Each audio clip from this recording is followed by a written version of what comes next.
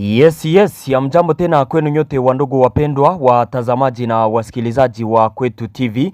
Nyote kwa ujumla mnaoendelea kuwa nasi ndani ya taarifa zetu za kila siku na kila wakati. Tunawasalimia wale ambao wako Marekani, Ulaya na Afrika, salamu zetu ziwafikie kabisa.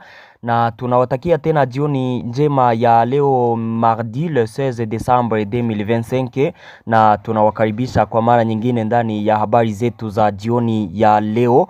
Kama kawaida tumewaletea habari kuhusu hali ya usalama mashariki mwa nchi ya Kongo pamoja na taarifa mbalimbali tena tofauti zinazoendelea kusemekana ndani ya nchi ya Kongo. Habari ambazo tumewaletea jioni ya leo ni mingi tena ni mbichi. Kama kawaida unayoifuata ni Kwetu TV, ni channel inayokuletea taarifa za kweli tena zenye uhakika na za kuaminika kutoka mashariki mwa nchi ya Kongo. Tunawasihi kuendelea kusubscribe, yani kujiabone, ili kukuwa napata habari zetu zote kwa wakati. Muendelee kucomment na kulike na kuzisambaza habari hizi ziwafikie wengi, na mujiunge nasi na shene yetu ya WhatsApp ambapo mtakuwa napata habari zetu zote kwa wakati. Mujiunge nasi kupitia kwenye linki ambayo iko hapo chini ya titre. Ukishagusa hapo kwenye titre utapata linki hiyo, ujiunge nasi na utanishukuru nyuma paske utakuwa napata habari zetu zote kwa wakati, na kuomba kuwa nami mwanzo hadi mwisho ili kuelewa kinachoendelea mashariki mwa nchi ya Kongo. Ndani ya habari zetu za mchana wa leo tuliwaambia kwamba wasi wa AFC M23 watajiondoa ndani ya mji wa Uvira bila kuwaambia ni kipi ambacho wanakitaka nao wakati wataondoka ndani ya mji wa Uvira. Hapa sasa nifuate 5 kwa 5 ili ukuje kufahamu mengi walioyatangaza wakati wa kutangaza kwa kujiondoa kwao ndani ya mji wa Uvira. Waasi wa AFC M23 walitangaza kujiondoa ndani ya mji wa Uvira siku ya leo, ni kupitia tangazo ambalo lilitiwa saini na Corneille Nangaa ye Baluo, ambaye mnamjua sana. Huyu ndiye fondateur wa AFC, ile parti politiki ambayo inasaidiana na M23. Zani ya kwamba hayo mnajua kuhusu AFC na kuhusu M23. Tangazo hilo linawasilishwa na vugano hilo kama hatua ya uaminifu inayolenga kufanikisha mchakato wa amani wa Doha. Kulingana na AFC M23, uamuzi huu ni mfululizo wa maendeleo yaliyopatikana wakati wa mazungumzo yaliyofikishwa Doha, hasa kusaini mfumo wa Doha wa amani mnamo le 15 Novembre 2025. Vugano hilo linataka kutoa nafasi zote kwa mchakato huu wa kidiplomasia ili kufikia suluhu la kudumu na mgogoro unaoendelea mashariki mwa Jamhuri ya Kidemokrasia ya Kongo kwa miaka mingi.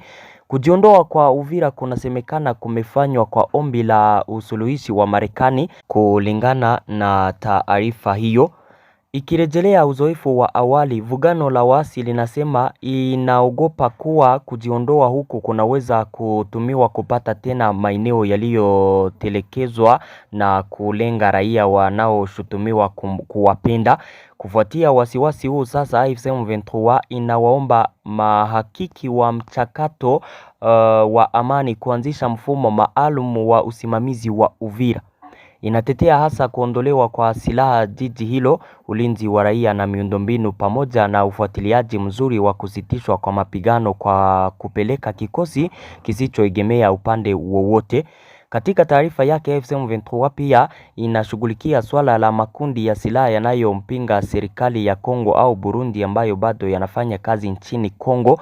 Vugano hilo linahakikisha kwamba haitaruhusu makundi haya kutumia maeneo yaliyo chini ya udhibiti wake kama besi za nyuma kwa ajili ya vitendo vinavyoweza kuharibu uhusiano mzuri kati ya Kinshasa na Bujumbura. Na baada ya hapo wakasema ya kwamba wataendelea kupigana na uchokozi wowote wa FARDC au wazalendo wakati wowote wanaweza kuwatakemo maeneo hayo. Haya ndiyo waliyatangaza wakati walikuwa wakitangaza kujiondoa kwao ndani ya mji wa Uvira. Na kama umenifuata vizuri, umesikia ya kwamba AFC M23 haitaki wakati itaondoka pale kuingia wazalendo au jeshi la Kongo FARDC. Hapana, ayo inataka kukue jeshi ambalo alitaegamia pande yoyote. wanasema ya kwamba jeshi hilo ambalo litakamata hayo maeneo ambayo watajiretire ndani mkiwemo mji wa Uvira litakuwa jeshi ambalo litakuwa likiongozwa na zile nchi mpatanishi kati ya pande mbili. Nadhani ya kwamba hapa tuko na indana 5-5. Nimetaka kuwaelewesha kuhusu haya baada ya watu wengi kuniandikia mesaje wakiniuliza sasa, vipi wakati wataondoka Uvira itakuwa aje, waishaondoka au hawajaondoka, wanajeshi wa Kongo waishafika pale au wazalendo waisha pakamata. Na hii hapa ni kama jibu kwenu nyote ambao mlikuwa mkiniandikia kwenye WhatsApp yetu kuniuliza maswali kama na hayo. Kinachoendelea hapo mjini Uvira, AFC M23 haijaondoka pale, na tukiona haya ambayo waliyatangaza inaonekana ya kwamba AFC M23 itajiondoa pale wakati kutakuwa kumefika ile force ambayo wanaitaka yenye haitakuwa ikiegemea pande yoyote, yani wale wanajeshi ambao wanawataka kusekirize eneo hizo ambazo wataondoka ndani. Wakati watafika pale ndipo AFC M23 itaondoka pale. Tukiona kabisa ndani ya tangazo yao tunaona ya kwamba ni hivyo jinsi itakavyokwenda. AFC M23 haipendi kukamatwa na wazalendo au FARDC, inapenda kukua jeshi ambalo litakamata maeneo hayo liyasekirize bila kuegamia pande yoyote. Isikuwe jeshi ambalo litaigamia arme ya Kongo au wazalendo au jeshi la Burundi, isikuwe jeshi ambayo itaigamia AFC M23. Na hapo nadhani ya kwamba mumeelewa kabisa kwa wale ambao hawakukuwa najua itakuwa aje wakati AFC M23 itaondoka pale, ama wakati wao wakuondoka pale ni upi. Jibu ndiyo hiyo, kama kutaandaliwa kabisa wale wanajeshi ambao watakamata maeneo hayo tutawaambia, na kama kutakuwa tena mabadiliko yoyote nayo tutawaambia.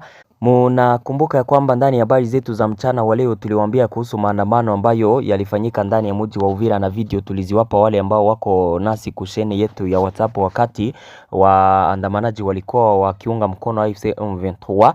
Taarifa zinazotoka ndani ya mji wa Uvira zinasema ya kwamba wakaaji wengi waliambiwa na AFC M23 kuandamana kimkazo. Hawakukuwa na penda wao waandamane, bali waliambiwa na AFC M23 ya kwamba wanapaswa kuandamana wakiunga mkono waasi hao wa AFC M23. Kama niliwaambia kwamba inaonekana kuwa ni propaganda kabisa. Ni vipi wao wanatangaza kuondoka mjini Uvira, siku hiyo hiyo kunakuwa maandamano tena ambayo yanawaunga mkono. Na pale habari kutoka mjini Uvira zinatuambia ya kwamba AFC M23 iliwaagiza wakaaji pale kuandamana kimkazo ili kuonesha sura yao mbele ya community internationale, mbele kabisa ya Umoja wa Mataifa, ya kwamba wao wakaaji wanawataka, ya kwamba wao wakaaji hawataki waondoke pale. Munasikia ya kwamba iko propaganda ya hali ya juu, ni kutaka kuonesha ulimwengu ya kwamba wao wanapendwa na population eportake. Hayo ni tofauti na realite, yani ukweli kutoka pale mjini Uvira. Ukweli kwa maandamano hayo ni ya kwamba yaliandaliwa na AFC M23, wakaagiza wakaaji kuandamana kimkazo ili kuonesha ya kwamba population wanawapenda, population hawapendi waondoke.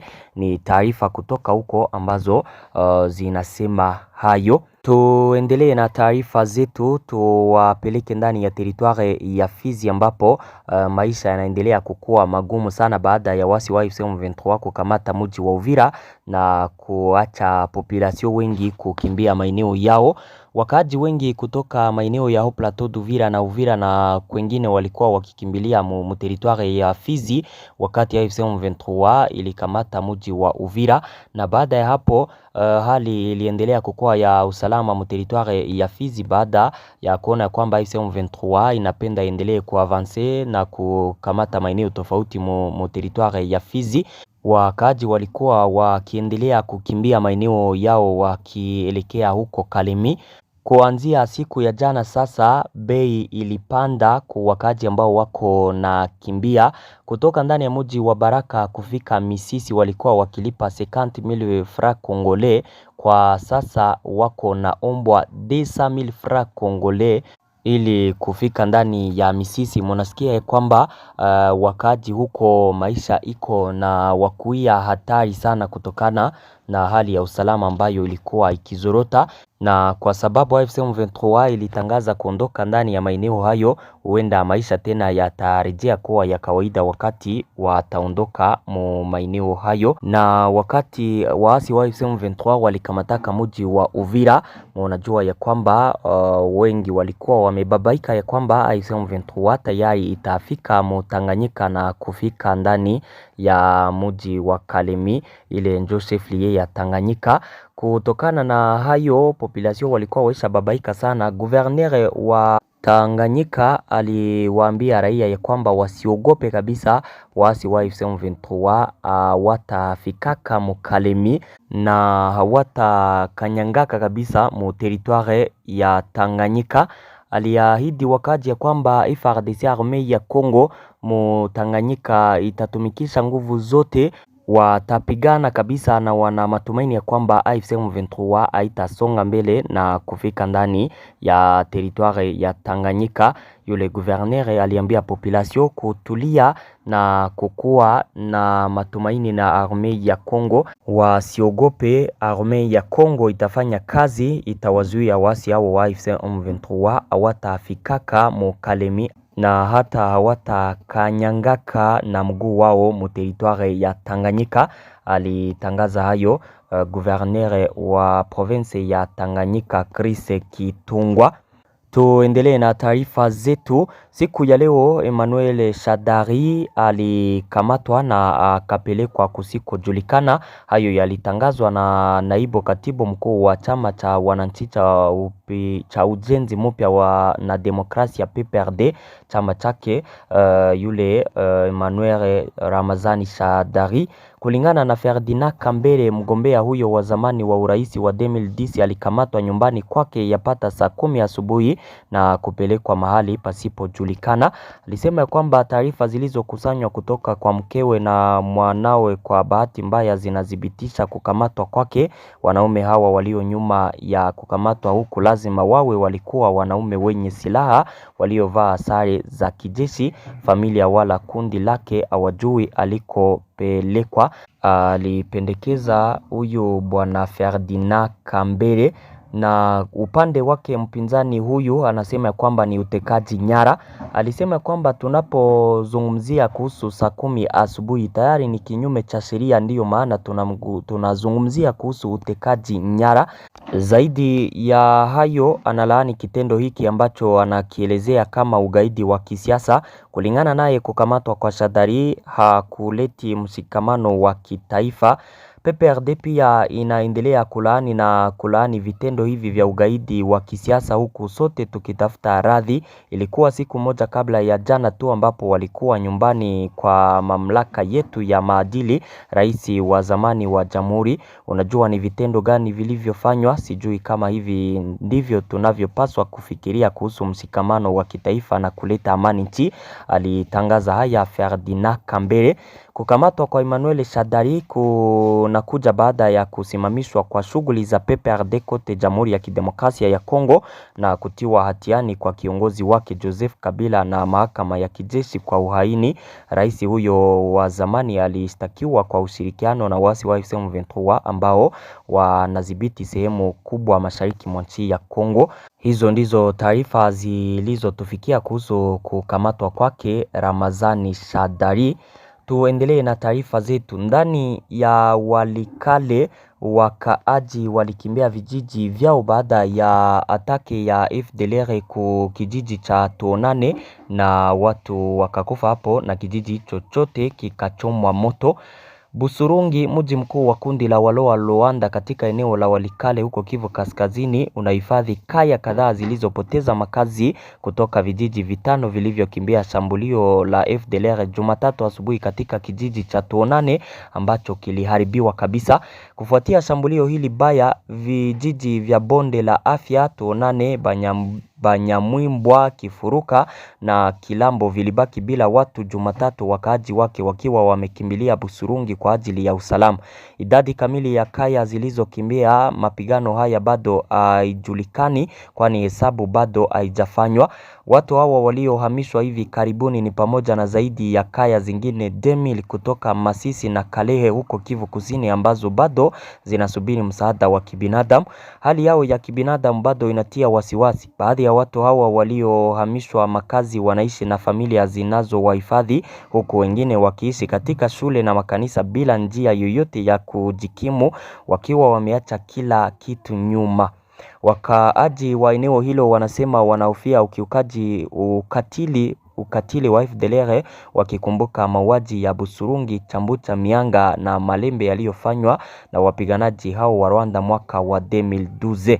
Hapo ni wakaaji wa Walikale ambao wanaendelea kukimbia maeneo yao baada ya atake tragique ya FDLR ambayo ilisababisha watu kukufa na wengine kujeruhiwa hata na kijiji chote kikachomwa moto. Ilikuwa mapigano ambayo yalikuwa kati ya hao wanajeshi wa FDLR pamoja na wanajeshi wa Maimai kifuafua ambao walikuwa wakipigana nao mohayo maeneo. Mnavyojua siku ya jana tuliwaambia kuhusu mapigano hayo yaliletwa na kuwa FDLR ilikuwa ikisema kwamba walishakauza maeneo hayo yote. Walikuwa wakiomba wakaaji kuondoka hapo ili wabakiane na maeneo yao ambayo waliyauzaka wakaaji, ndipo walikatala. Sasa mapigano yakazuka papo hapo wakati wale wanajeshi wa Maimai kifuafua walikuwa wakitetea hao wakaaji maeneo hayo ambao walikuwa wakifukuzwa na FDLR. Habari zetu zinaendelea. Mjini Goma siku ya leo kulikuwa mazishi ya yule Magloire Paluku, mojawapo wa viongozi wa M23 ambaye alipotezaka maisha yake ndani ya siku chache hapo mjini Goma, akipigwa masasi na watu ambao mpaka kwa sasa hawajajulikana kutokana na taarifa kutoka mjini Goma. Huyu Magloire Paluku siku ya leo ndipo alizikwa hapo mjini Goma.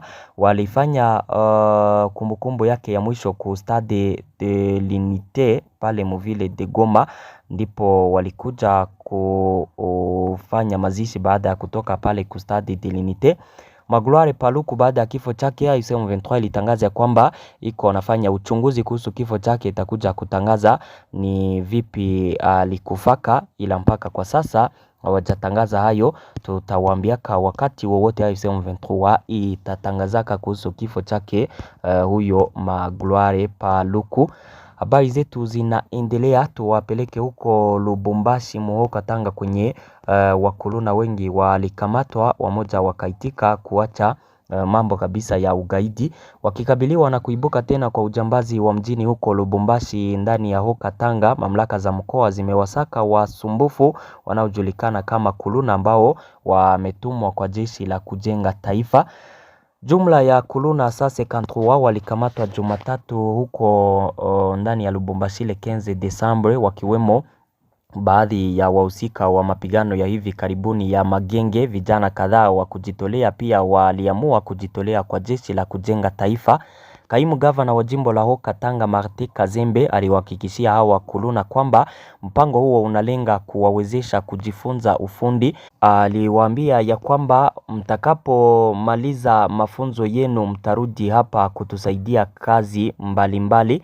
Hii ni bora zaidi kuliko kukaa katika vijiji mkiwanyanyasa watu na kuiba simu zao. Tunataka kila mtu awe na manufaa kwa jamii, ndiyo maana tumewakusanya hapa na tunawatakia kila la heri.